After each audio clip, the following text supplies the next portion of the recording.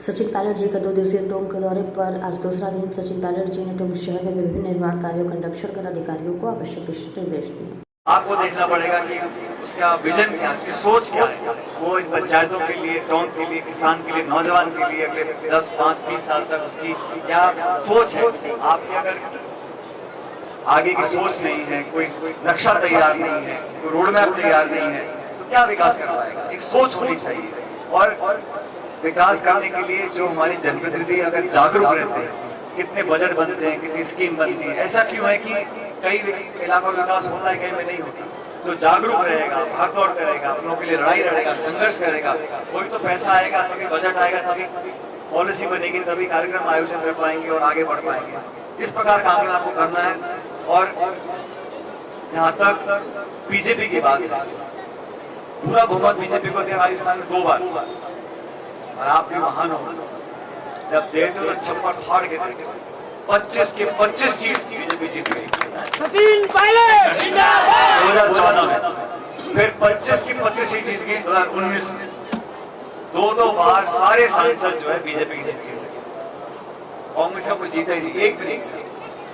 परिणाम क्या हुआ? दिल्ली में बैठ के पूर्ण बहुमत की सरकार बनी और काम क्या किया? 3 काले कानून बनाए किसानों के खिलाफ। मंडियों को बंद करने के लिए एक साजिश रची गई थी। वो तो धरने उन किसानों का, हजारों किसान दिल्ली के चारों तरफ धरने पे बैठ गए, 1.5 साल बैठे रहे, तब जाके कानून वापस आए। किसने कहा था कानून बनाने के लिए? मंडियों को बंद करने के लिए, समर्थन मूल्य के लिए उन्होंने कहा था कानून बनाएंगे। आज तक बना कानून समर्थन मूल्य के लिए? हमारे सरसों गेहूं कर बिकते हैं मंडी में, अगर निजी हाथों में चले जाएंगे, आप कल्पना कर सकते हो क्या होगा? आज भी आप जाओ कांटा लगाकर रसियाई में, तो कैसा भी दाना मोटा है, गीला है, रंग काला है, दुनिया भर के नुक्स निकालते हैं। और निजी हाथ में डाला जाएगा तो कौन खरीदेगा फसलों को? तो ये जो साजिशपूर्ण तरीके से काम सरकार ने किया, वो भी किसान समझ रहा है। और हमेशा जो गरीब तबका है, अभी बात चर्चा होती है जनगणना की, जातिगत जनगणना होनी चाहिए। हमारी पार्टी का बड़ा स्पष्ट स्टैंड है। इस देश में जब तक हमें संख्या मत पता ही नहीं पड़ेगी, आप उसके लिए कैसे आमंत्रण करोगे? आपको पता ही नहीं कितने परिवार, कितने क्षेत्र में, कौन से समाज के रह रहे हैं, उनको आप लाभ कैसे दे पाओगे? और इस देश में तो गिनती पेड़ों की होती है, पशुओं की होती है, पक्षियों की होती है, तो इंसान की गिनती करने में क्या बुराई है? गिनती हो जाएगी, पता पड़ जाएगा। हमारी सिर्फ SC ST गिनती होती है, पिछड़े वर्ग की गिनती नहीं होती।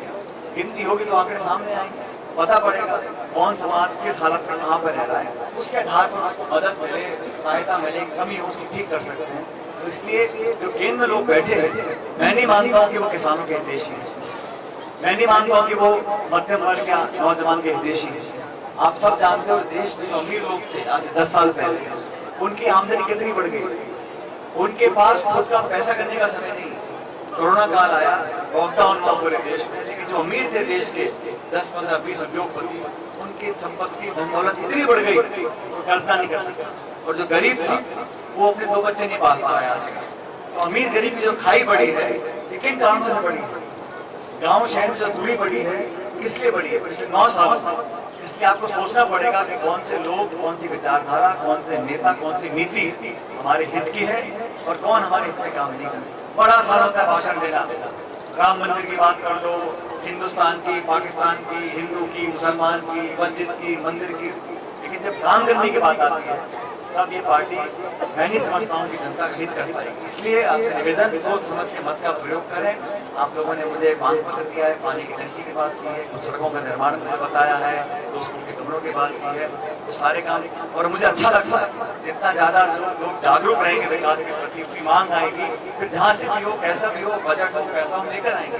लेकिन आपके क्षेत्र में सब लोग जागरूक हैं, समझदार लोग हैं। आपसे करबद्ध निवेदन करता हूँ, चुनाव के समय सोच समझ के अपना वोट डालना, और जितना मजबूती से आप वोट दोगे। अभी ये हमारे अध्यक्ष बेहरा जी बोल रहे थे, पिछली बार इतने से जीते थे, अगली बार और से जीतेंगे।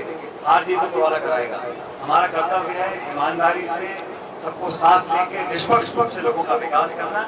निर्णय आप लोगों के हाथ में, लेकिन मेरा मन कहता है कि आप लोग पहले से ज्यादा मतदान करोगे, मुझे आशीर्वाद दोगे, हाथों में ताकत दोगे, और छोटी मोटी जो खींचातानी होती है गाँव में आपस में, उसको भूल भाल के माफ छोड़ दो, आगे की बात करो।